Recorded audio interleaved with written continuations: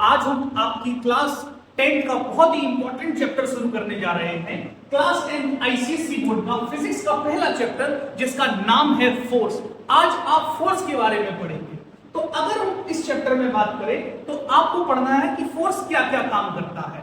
उसके बाद इस फोर्स की वजह से किसी भी बॉडी के मोशन किस प्रकार के होते हैं, और उसके बाद आप बहुत इंपॉर्टेंट और एकदम नया टॉपिक पढ़ेंगे। आप पढ़ेंगे टॉर्क के बारे में, मूवमेंट ऑफ फोर्स के बारे में। तो चलो स्टार्ट करते हैं अपना फिजिक्स का बेहतरीन सा चैप्टर जिसका नाम है फोर्स। तो सबसे पहले बच्चों, जो फोर्स के बारे में आपको बात समझनी है, तो फोर्स करता क्या क्या है। अगर मैं आपसे पूछूं फोर्स क्या क्या करता है, तो मैंने जब बच्चों से पूछा फोर्स क्या क्या करता है, तो कंसीडर करिए कि एक ब्रिक रखी हुई है किसी फ्लोर पर। जैसे ही आपने इस पर फोर्स लगाया तो आपने देखा ये ब्रिक यहां से यहां आ गई, मतलब एक प्लेस से दूसरे प्लेस पर मूव कर गई। यानी कि सर हम कह सकते हैं फोर्स दो चीज, पहली चीज क्या करता है, फोर्स किसी भी चीज का मोशन करवाता है। किसी भी चीज का मोशन करवाता है, उसका नाम है फोर्स। सर मोशन के अलावा कोई और भी काम करता है? हाँ बिल्कुल करता है। मान लीजिए ये ईंट स्पंज की थी, सोचिए ये ईंट स्पंज की थी और आपने फिर इस पर फोर्स लगाया। अब क्या करें सर, अब क्या करेंगे? तो सर सबसे पहले जैसे ही आप इस स्पंज पर फोर्स लगाओगे तो ये बॉडी यहां दबना शुरू होगी और ये ब्रेक कुछ ऐसे ही हो जाएगी। उसके बाद दबते दबते दबते दबते उसके बाद कंप्रेस होगी, उसके बाद मूव करेगी। यानी कि कंप्रेस हो रही है, अपने शेप को चेंज कर रही है। इसको बोलते हैं डिफॉर्म होना। डिफॉर्म होना यानी कि बेटा फोर्स दो काम करता है। पहला काम किसी भी बॉडी में मोशन प्रोड्यूस करता है, दूसरा काम सर किसी भी बॉडी को फोर्स डिफॉर्म करता है, उसकी शेप एंड साइज को चेंज करता है। तो हम फोर्स के बारे में ये दो इंपॉर्टेंट बात लिख लेते हैं कि फोर्स क्या क्या कॉज करता है। फोर्स कॉजेस, पहला motion in a rigid body. दूसरा काम फोर्स क्या करता है, सर किसी भी बॉडी की शेप एंड साइज को डिफॉर्म करता है। इन deform shape and size and size.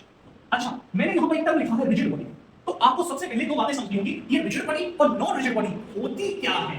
तो फोर्स के बारे में समझ लिया, अब रिजिड बॉडी और नॉन रिजिड बॉडी के बारे में समझिए। पहली है आपकी रिजिड बॉडी, दूसरी है आपकी non rigid body.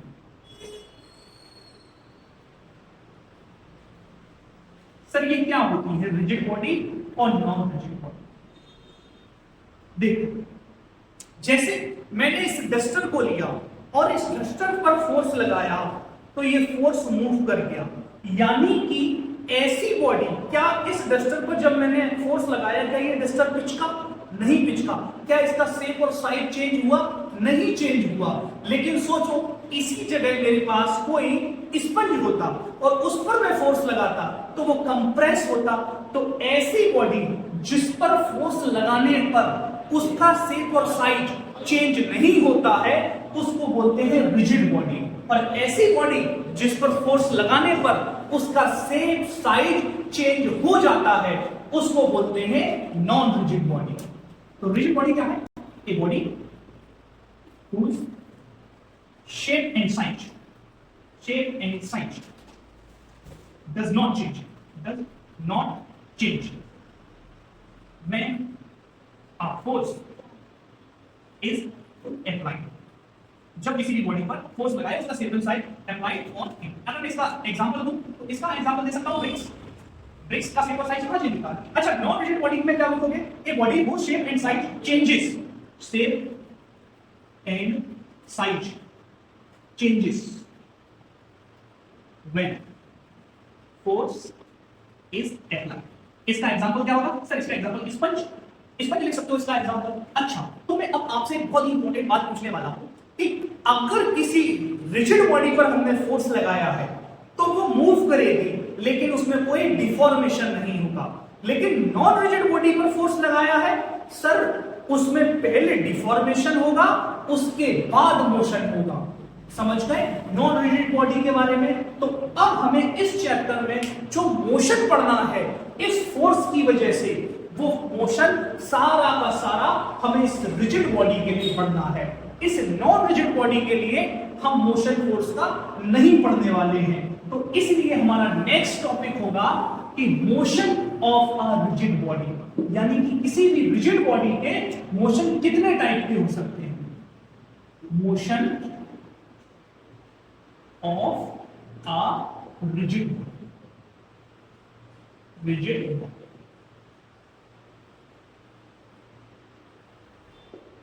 Motion of a rigid body. Rigid body कैसी होगी sir? A body whose shape and size does not change when a force is applied on it is called a rigid body। तो इसके motion कितने प्रकार के होंगे? तो देखो मैं बताता हूं इसके मोशन कितने टाइप के होते हैं। किसी भी रिजिड बॉडी के दो टाइप के मोशन हो सकते हैं। पहला ट्रांसलेटरी मोशन, ट्रांसलेटरी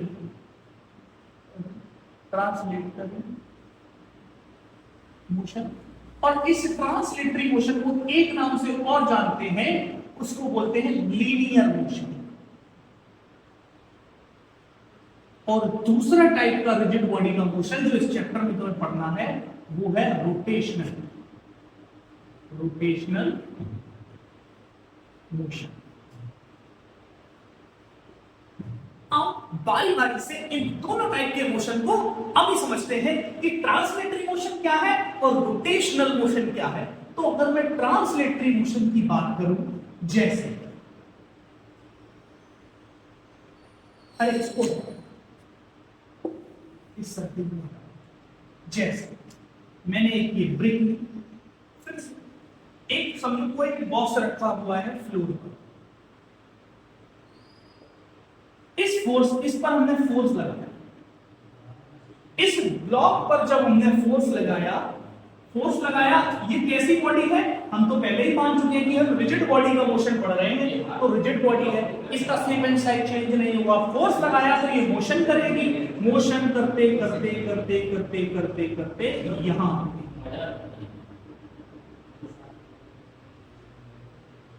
सर इस मोशन में क्या प्रॉब्लम है? तुम एक चीज देख रहे हो, इस ब्लॉक में क्या अपनी डायरेक्शन चेंज की? नहीं चेंज की। अगर डायरेक्शन चेंज नहीं की तो ये ब्लॉक किस तरह से मूव किया है? सर ये ब्लॉक स्ट्रेट लाइन में मूव किया है, स्ट्रेट लाइन में मूव किया है, स्ट्रेट लाइन में मूव किया है। जब भी कोई बॉडी फोर्स लगने पर एकदम सीधा सीधा मूव करे, एकदम स्ट्रेट लाइन में जाए, तो उस बॉडी के मोशन को हम बोलते हैं ट्रांसलेटरी मोशन। और लीनियर मोशन, लीनियर का मतलब ही होता है इन अ स्ट्रेट लाइन। तो ट्रांसलेटरी मोशन अगर लिखना हो तो ट्रांसलेटरी मोशन के बारे में क्या बोलोगे? When a force is applied on a body and body moves in a straight line without changing its direction, such type of motion of a body is called translatory motion। और translatory motion का दूसरा नाम क्या है? linear motion। चलो लिखते हैं जल्दी से। when a force is applied on a body and it moves in a straight line without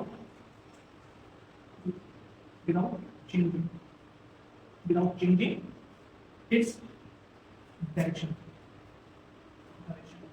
Such types of motion of a body is called translatory motion और लीनियर।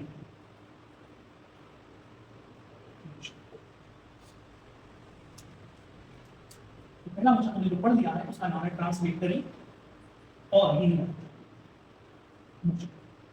ये कैसा मोशन है translatory और linear motion? When a force is applied on a body and it moves in a straight line without changing its direction, such type of motion of a body is called translatory or linear motion। अच्छा, translatory और linear motion की एक बात आपसे पूछता हूं। अच्छा, जैसे मान लो ट्रांसलेटरी और लीनियर मोशन में एक बॉडी यहां से यहां आई, शिफ्ट की।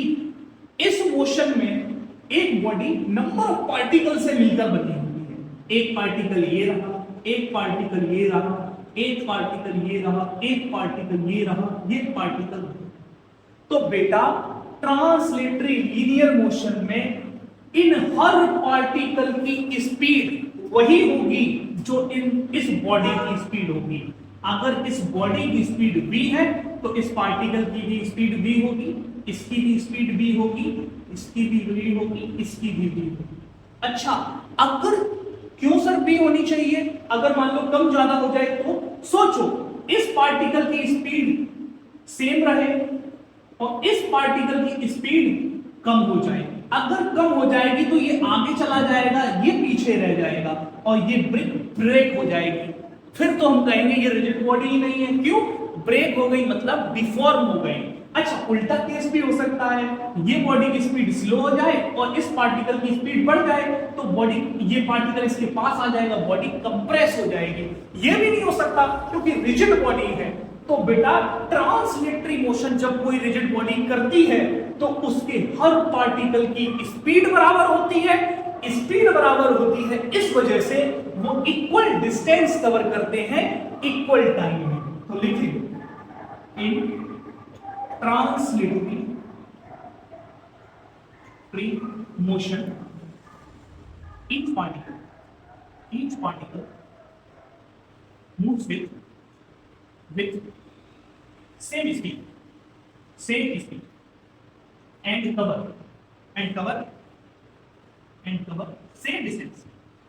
same distance in equal interval of time, interval of time।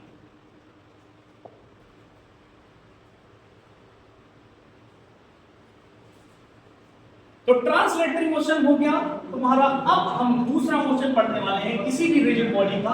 वो मोशन होने वाला है रोटेशनल मोशन। ट्रांसलेटरी मोशन में क्या हुआ? बॉडी सीधा सीधा मूव कर रही है, वो अपनी डायरेक्शन चेंज नहीं कर रही है। डायरेक्शन चेंज नहीं कर रही है तो सर उसके सारे पार्टिकल सेम स्पीड से मूव करते हैं। सेम स्पीड से मूव करते हैं तो हर पार्टिकल इक्वल डिस्टेंस कवर करता है इक्वल टाइम में। अच्छा, अब नेक्स्ट सोचो, हम एक तुम्हारे लिए एक स्क्वायर शेप की डिस्क लेते हैं। एक स्क्वायर शेप की डिस्क लेते हैं। डिस्क, अरे डीवीडी कैसेट देखी उसी टाइप की। और इस डिस्क को यहां पर हम पाइवटेड कर दें। पाइवटेड मतलब फिक्स्ड कर दें, पाइवटेड कर दें और फिक्स कर दें और फिर इस पर हम फोर्स लगाएं। सोचो, एक हमने डिस्क ली है और उसमें ऐसे हमने एक एक्सेल डाल के पाइवटेड कर दिया, इसको फिक्स कर दिया। उसके बाद अगर हम इस डायरेक्शन में फोर्स लगा रहे हैं तो क्या होगा? सर पाइवटेड हो गई है इस पॉइंट के अबाउट, तो बॉडी इस एक्सिस के अबाउट, इस पाइवटेड पॉइंट के अबाउट गोल गोल घूमना शुरू कर देगी। ना आगे जाएगी ना पीछे जाएगी, गोल गोल घूमना शुरू कर देगी। इस टाइप के मोशन को बोलते हैं रोटेशनल मोशन। अच्छा, अगर फोर्स हमने इधर से लगाया, अगर फोर्स हमने इधर से लगाया तो बॉडी ऐसा घूमेगी और यही फोर्स यहां से लगा दिया तो बॉडी ऐसा ऐसा घूमना शुरू कर देगी। तो रोटेशनल मोशन को क्या कहोगे? रोटेशनल मोशन में सबसे इंपॉर्टेंट बात क्या है कि बॉडी पाइवटेड होनी चाहिए, बॉडी फिक्स होनी चाहिए किसी एक पॉइंट के अबाउट। जब ये होगा तभी बॉडी किसी भी तरह से रोटेशनल मोशन परफॉर्म करेगी। तो रोटेशनल मोशन में क्या इंपॉर्टेंट है? When a body is pivoted about a point and a force is applied, then body moves in a circular path, circular motion and perform rotational motion।